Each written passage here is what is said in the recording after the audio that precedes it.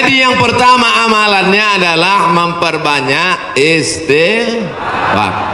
Astaghfirullah Rabbal baraya, astaghfirullah minal khataya. Bagi yang mau pakai lagu-lagu begitu, yang nggak suka lagu, diam-diam aja. Astaghfirullahaladzim, astaghfirullahaladzim, astaghfirullahaladzim, astaghfirullahaladzim, astaghfirullahaladzim. Yang mau panjang, astaghfirullahaladzim alladzi la ilaha illa huwal hayyul qayyum wa atubu ilaih. Yang mau lebih panjang, sayyidul istighfar. Allahumma anta rabbi la ilaha illa anta khalaqtani wa ana abduka wa ana ala ahdika wa wa'dika ma sata'tu a'udzubika min syarri ma sana'tu abu laka bi ni'matika alayya wa abu bi dhanbi faghfir li fa innahu la yaghfiru dzunuba illa anta. Yang belum hafal, tulis di Google Sayyidul Istighfar, enter, pilih image, gambar, print, baca, jadikan sebagai wallpaper desktop, dihafal, di print, tempel di dapur dekat kompor. Pagi-pagi sambil masak, Allahumma anta rabbi la ilaha anta khalaqtani wa ana abduka. Siang masak, baca lagi, memperbanyak istighfar. Janji Rasulullah sallallahu alaihi wasallam, man lazimal istighfar, siapa yang memperbanyak istighfar, ja'alallahu lahu min kulli dhiqin makhraja, segala kesempitan hidupnya diberikan kelapangan, wa min kulli hammin faraja, segala kesusahannya diberikan kebahagiaan, wa razaqahu min haitsu la yahtasib, diberi rezeki dari jalan yang tidak disangka-sangka. Maka percaya nggak sama ucapan Nabi? Yang nggak percaya ya nggak apa-apa, lihat aja nanti. Corona sudah siap menyerang. Bapak Ibu yang dimuliakan Allah Subhanahu wa taala, tidak ada yang bisa menolong kita kecuali Allah. Tidak ada yang bisa menenangkan batin jiwa kita kecuali Allah. Maka ingat-ingat banyak-banyak Allah. Dosa kita banyak, silap kita banyak. Siapa yang tak berdosa angkat tangan. Yang nggak berdosa itu cuma 3: orang tidur, anak bayi, orang gila. Dikatakan orang tidur sudah bangun dari tadi, dikatakan anak bayi sudah akil balik. Yang ngaku nggak punya dosa, alternatif tinggal pilih nomor 3. Rufi'al qalamu an thalathatin, diangkat penanya, catatan amalnya tidak berjalan dari 3 orang. Semua kita ini ada buku catatan amalnya. Iqra kitabak, baca buku catatan amalmu, kafa binafsikal yauma alaika hasiba. Cukuplah buku itu sebagai penghitung, pencatat segala perbuatanmu. Tapi ada orang yang tidak dicatat amalnya. Anin naim hatta yastayqiz, orang tidur sampai bangun. Anis sabi hatta yahtalim, anak kecil sampai mimpi akil baligh. Anil majnun hatta yafiq, orang gila sampai sembuh. Mudah-mudahan semuanya diberikan Allah kebaikan, sehat zahir dan batin, amin.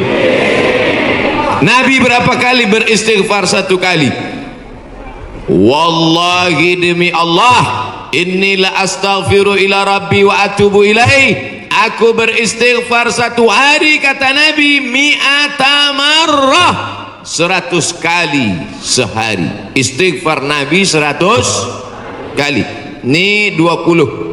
1, 2, 3, 4, 5, 6, 7, 8, 9, 10, 11, 12, 13, 14, 15, 16, 17, 18, 19, 20, 21, 22, 23, 24, 25, 26, 27, 28, 29, 30, 31, 32, 33, 33, 66, 99. Jadi 3 kali ulang. 1, 2, 3, kanan kiri kanan. Tapi ada juga ustadz yang melarang jangan istighfar pakai tangan kiri, karena kiri untuk cebok. Ada jamaah yang pakai kiri. Pas ditegur sama kiai, kamu kenapa pakai kiri? Saya ceboknya kanan.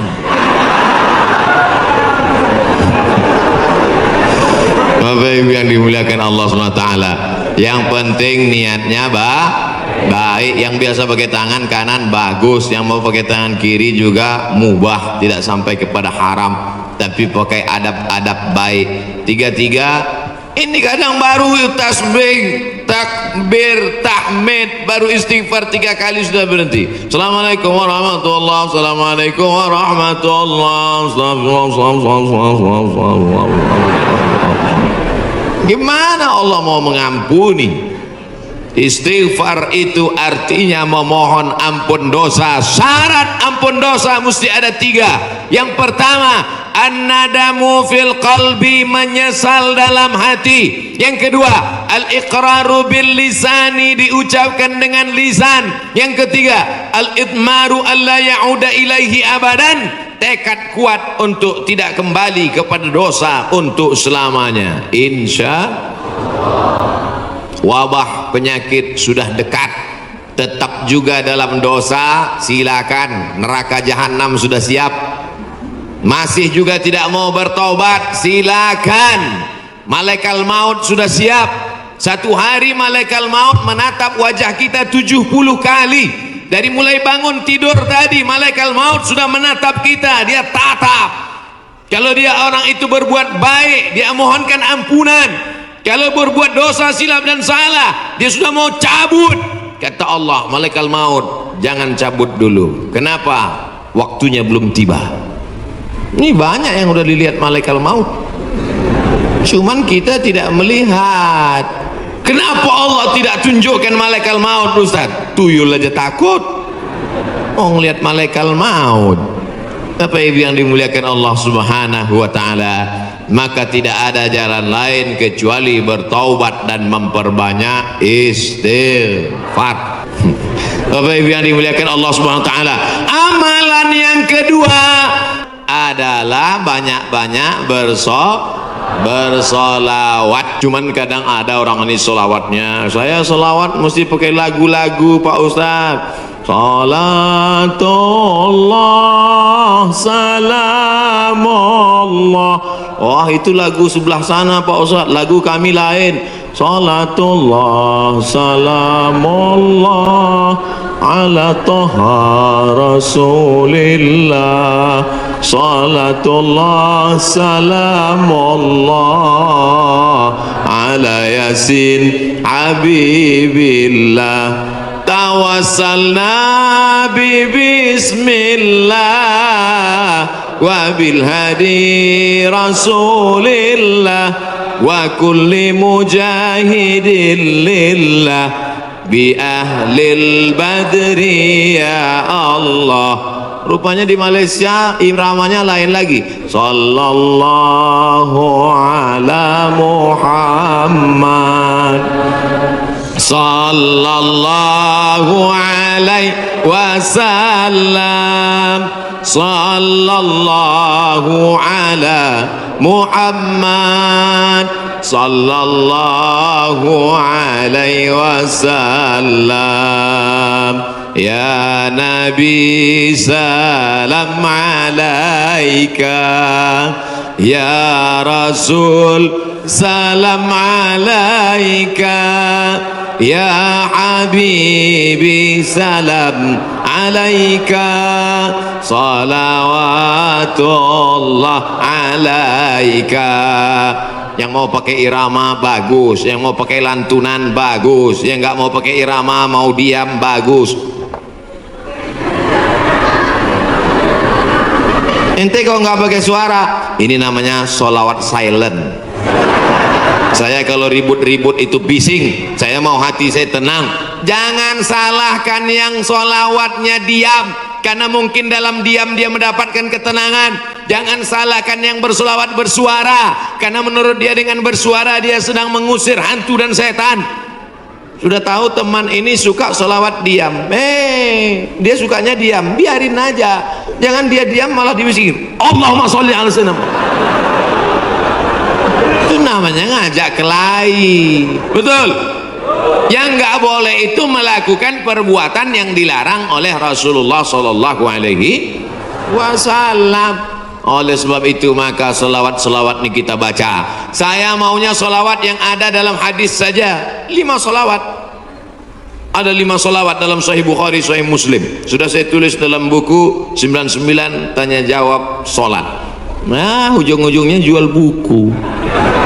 Bisa di-download gratis dalam bentuk PDF, print. Boleh kami print? Boleh. Kami jual? Jangan. Baca, bagikan ke masjid, kasih ke anak-anak kita bentuk solawat. Tapi saya mau solawat yang disusun oleh Imam Al-Haddad, solawat yang ditulis oleh Imam Abu Ja'far Al-Barzanji, solawat yang ditulis oleh Imam Al-Busiri, solawat yang ditulis oleh Imam Ad-Dibai, solawat yang ditulis oleh Syekh Habib Umar bin Hafiz. Boleh, karena itu bagian dari doa. Nabi ketika bangun dari ruku, Sami Allahu liman hamidah, itu pendek, itu jangan sampai panjang. Ada kadang imam panjang, Sami Allahu liman hamidah. Loh, itu kan nggak panjang Pak Imam. Rupanya nama istrinya Hamidah. Mohon maaf Ibu Hamidah, nyantuk. Nabi selalunya Sami Allahu liman hamidah, Rabbana lakal hamdu mil'us samawati wa mil'ul ardi wa mil'u ma syi'ta min syai'in ba'du. Mil apa mil'u Pak Ustaz? La ilaha illallah. Gara-gara mil'a sama mil'u kelahi. Yang satu mengatakan Rabbana lakal hamdu mil'us samawati, yang satu mengatakan Rabbana lakal hamdu mil'as samawati wa mil'al ardi. Akhirnya antara mil'u dengan mil'a kelahi. Yang ketawa yang nggak sholat, mereka di luar lagi main gaple, lepak bola 6. Dia tengok, kenapa kelahi? Kenapa mereka kelahi dalam masjid? Gara-gara mil'a dan mil'u. Wah, masih solid kita. Maka sudah berselawat, tulis itu bagus di grup-grup, di FB, di Instagram. Sudahkah Anda bersolawat hari ini? Komen sudah. Sudahkah Anda bersolawat hari ini? Sudah. Ada satu komen, Anda risau dengan berat badan, minumlah susu. Apa ini? Bapak Ibu ada yang kena seperti itu? Saya pikir saya aja. Itu saya selalu buat komen itu. Marilah kita berselawat kepada Rasulullah. Jamaah komen, Allahumma sholli ala sayyidina Muhammad, Allahumma sholli ala Muhammad, Allahumma sholli ala Muhammad. Ada satu, Anda terlalu kurus, minum susu ini. Saya pikir yang dapat cuma saya. Iklan-iklan aja, tapi selawat dulu. Betul? Insyaallah. Man shalla alayya salatan, siapa yang berselawat kepadaku 1 kali, sallallahu alaihi biha asra, Allah berikan dia ke 10 kebaikan. Anaknya baik-baik, negerinya baik-baik, badannya baik-baik, lingkungannya baik-baik, semuanya kebaikan dia dapatkan. Huttat anhu asara sayiat, 10 dosanya dihapuskan. Huttat digugurkan, huttat ditutupi. Wa rufi'at lahu 10 darajat, dinaikkan 10 derajat tingkatan kemuliaan. Saya yakin dan percaya ini yang berada di atas ini pastilah mereka yang rajin bersolawat, makanya dinaikkan derajat mereka. Langsung katanya Pak Ustadz, kalau solawat itu 10, kenapa cuma lantai 2? Anak tangganya lebih 10. Nah itulah ya. 2 kemungkinan, karena rajin solawat atau lambat datang. Oh tidak, karena di sini perempuan dimuliakan. Siapa yang mengatakan perempuan dihinakan? Siapa yang mengatakan perempuan tak boleh masuk tempat ibadah? Justru di tempat kami Ustadz, perempuan dimuliakan, diletakkan di tempat yang tinggi. Betul? Ini bagus. Arsitek-arsitek yang mau bangun masjid, tiru Masjid Al-Hasan Bumi Panyawangan, Dewan Kemakmuran Masjid Al-Hasan Bumi Panyawangan. Tiru masjid ini bagus, karena kadang ada dibuat perempuan di belakang, perempuan di atas. Karena kalau dibuat di perempuan di belakang, itu anak-anak muda yang di belakang itu lain bunyi aminnya. Ghairil maghdubi alaihim waladdallin. Amin. Rupanya ada anak gadis di belakang. Perempuan bagus di atas.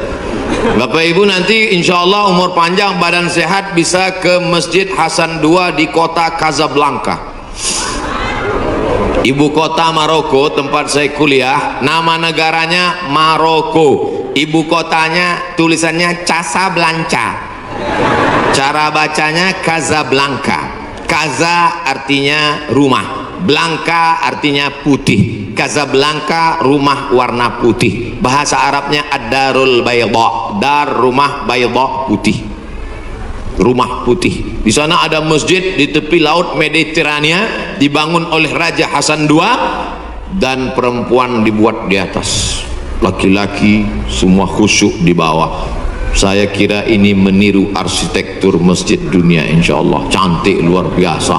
Ada kaligrafinya, masya Allah. Saya yakin semua orang yang masuk ke masjid ini semua berdecak kagum seperti melihat kucing.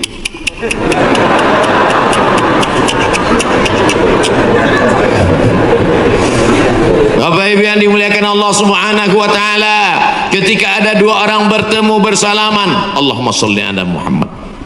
Kenapa dua orang ini bersalaman kok bersolawat? Karena kata Nabi, majlis yang tidak diisi solawat, majlis itu menjadi majlis antanajifah, majlis bangkai, majlis busuk, majlis berbau, majlis berulat. Majlis kita ini menjadi majlis bangkai, busuk, berbau dan berulat. Makanya pembawa acara, protokol, tokoh masyarakat ketika memberikan kata sambutan, alhamdulillahirabbil alamin wassalatu wassalamu ala asyrafil anbiya wal mursalin. Dia menyampaikan solawat. Khatib naik ke atas mimbar. Mana mimbarnya? Khatib naik ke atas mimbar hari Jumat, alhamdulillah wassalatu wassalamu ala rasulillah. Maka dengan itu cukuplah rukun khutbahnya menurut mazhab Syafi'i. Salawat jangan main-main. Doa tidak akan sampai ke langit. Doa tergantung antara langit dan bumi kalau tidak menyebut namanya. Makanya dalam doa, a'udzubillahi minasyaitonirrajim, bismillahirrahmanirrahim, alhamdulillahirabbil alamin, wassalatu wassalam ala asyrafil anbiya wal mursalin. A'udzubillahi minasyaitonirrajim, innallaha wa malaikatahu yusalluna 'alan nabi ya ayyuhalladzina amanu, hai orang beriman, sallu alaihi, berselawatlah kamu kepadanya, wasallimu taslima. Sahabat semua tahu cara bersalam. Assalamualaikum ya Rasulullah, assalamualaikum ya Habibullah, assalamualaikum ya khaira khalqillah, assalamualaikum ya safwatallah, assalamualaikum ayyuhan nabiyyu wa rahmatullahi wa barakatuh. Kaifa nusalli alaika? Kami sudah tahu cara bersalam. Bagaimana cara kami berselawat kepadamu? Nabi mengajarkan, Allahumma salli ala Muhammad wa ala ali Muhammad. Tidak ada sayyidinanya. Tapi dalam hadis lain Nabi berkata, ana sayyidu waladi Adam. Ana, saya, sayyidu, pemimpin, waladi Adam, semua anak cucu keturunan Adam, aku pemimpinnya. Maka saya merasa nggak sopan kalau nggak nyebut nama dia pakai sayyid. Maka saya katakan, Allahumma salli ala Sayyidina Muhammad. Tapi saya nggak pernah nyalahkan yang nggak pakai Sayyidina. Tiba-tiba ada satu kiai ustadz ceramah, Allahumma salli ala Muhammad. Salah. Tapi saya merasa saya bersopan santun. Protokol memanggil. Berikut ini, mari kita panggil penceramah kita hari ini yang akan menyampaikan tausiah. Mari kita dengarkan bersama. Yang akan menyampaikan tausiah di masjid kita adalah Somad.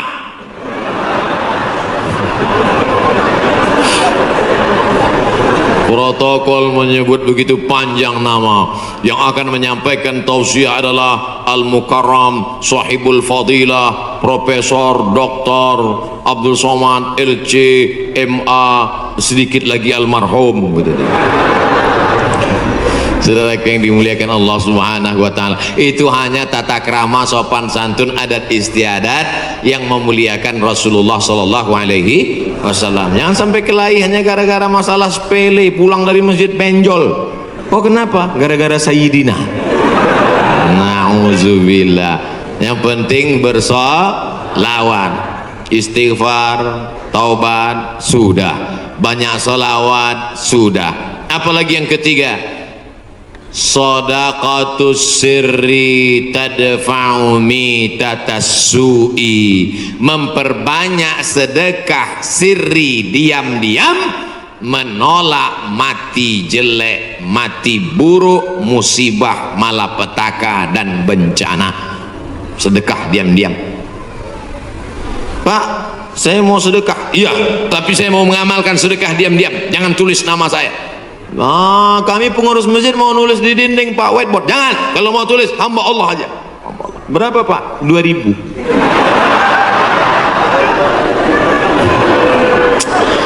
Aduh. Sahabat Nabi menyumbangkan sumur. Dulu yang paling kaya di Madinah itu orang yang punya sumur. Sampai hari ini minyak lebih murah daripada air, air lebih mahal daripada korma.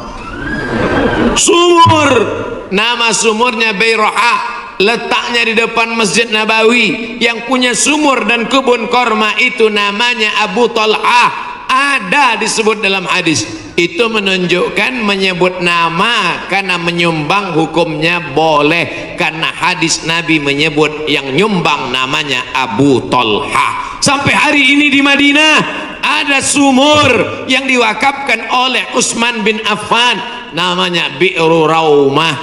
Artinya Utsman disebarkan informasinya, dia nyumbang. Turun ayat, in tuqridullaha qardan hasanan yudha'if lahu ad'afan katsirah. Kalau mau beri pinjaman kepada Allah, maka Allah akan berikan balasan berlipat ganda. Datang Abu Dihdah, apakah Allah perlu pinjaman? Allah tidak perlu pinjaman, tapi kalau kau tolong agama Allah, Allah akan membantu menolong engkau. Maka dia berikan sumbangan 600 batang pohon kurma. Satu kurma ajwah Madinah 1 kilo 50 rial. Tapi karena kita udah lama kenal, 40 aja ambil lah. 250.000 Pak 1 kilo. Semuanya ada 600 batang. Berapa miliar itu? Hitung sendiri nanti di rumah hitung. Ada 600 batang. 1 kilonya korma ajwah 50 rial. Kualitas bagus dari Madinah asli. Mantasabbaha, siapa yang pada waktu paginya makan 7 butir korma ajwah, maka dia tidak diganggu setan, tidak bisa kena sihir santet, dan tidak kena racun.